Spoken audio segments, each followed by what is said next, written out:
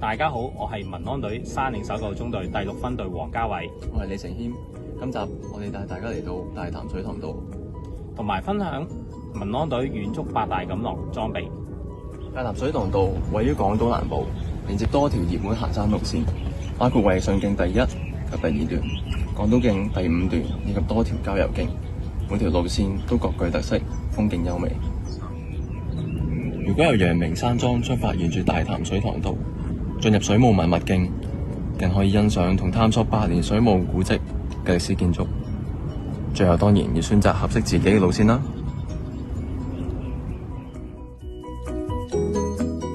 而選擇合適嘅行山裝備同樣重要。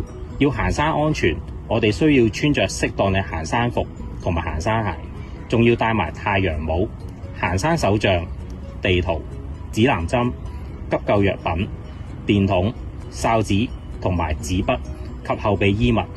另外帶備雨具、後備食糧同埋食水，更加需要帶備通訊器材同埋後備電池。如果不幸迷路，都可以用作求救，加快救援人員嘅搜救工作。今集又夠鐘啦，下集再見，拜拜。